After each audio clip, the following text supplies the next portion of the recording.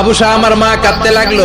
ওমরের মনে দয়া মায়া হয় না। 40টা বাড়ি মারার পরে ছেলে বেহুশ, 50টা মারার পরে আবু শাহ আমার দুনিয়া থেকে শেষ। সবাই নিস্তব্ধ, নীরবতা, পিন ড্রপ সাইলেন্স, পিন পতন নীরবতা। রাগে তখনও গড়গড় করছে ওমর। সাইয়েদনা ওমর বললেন, গোসল দে, জানাজা দে, কবর দে। কবর দেওয়ার পরে ওই কবরের উপর 51 নাম্বার থেকে মারা শুরু করলেন। 52, 53, 60টা, 70টা, 80টা চাবুকের বাড়ি কবরের মধ্যে। বিশাল বিশাল বড় বড় বাড়ি মেরে আঘাত করে আল্লাহরে ডেকে বললেন, আল্লাহ, আমার ছেলে হওয়ার কারণে, প্রেসিডেন্টের ছেলে হওয়ার কারণে আমি পার্সিয়ালিটি করি নাই, একটা চাবুকের বাড়িও কম দেই নাই। কিয়ামতের দিন তুমি আমারে জালিমদের কাতারে দাঁড় করাতে পারবা না। আল্লাহু আকবার। ওই ওমরের শাসন যদি দেশে থাকতো, দেশটারে মদিনা বানাইতো কে?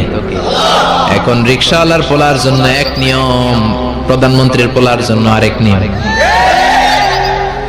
কুলিওয়ালা ঠেলাওয়ালার জন্য এক নিয়ম, প্রেসিডেন্টের মেয়ের জন্য আরেক নিয়ম। জোরে বলেন ঠিক কিনা? সবার জন্য যদি এক নিয়ম হতো, চুরি করলে যদি হাত কাটা হতো, জিনা করলে যদি পাথর মেরে গর্দানটা উড়িয়ে দেয়া যেত, বাংলার জমিনে আর কোনো চোর আর জিনাখোর পাওয়া যেত না। চুরি করলে হাত কাটো কার আইন? তবে এটা কলা চোর, মুরগি চোর, ডাব চোর, আম চোর না। যেই চোরগুলো একটা কলমের সিগনেচারের খোঁচায় দেশের 1000 কোটি টাকা মেরে দেয়, ওই চোরদের হাত আগে কাটতে হবে। যেরকম ঠিক কিনা? এক কলমের খোঁচায় শেয়ার বাজার খাইয়া ফেলায়, হলমার্ক খাইয়া ফেলায়, দেশের টাকা সুইজারল্যান্ডে পাঠায়, ওই চোরগুলার হাত। জোরে বলেন ঠিক কিনা? এজন্য বিশ্বনবী বলতেন, আসাদুহুম ফি আমরিল্লাহি উমর।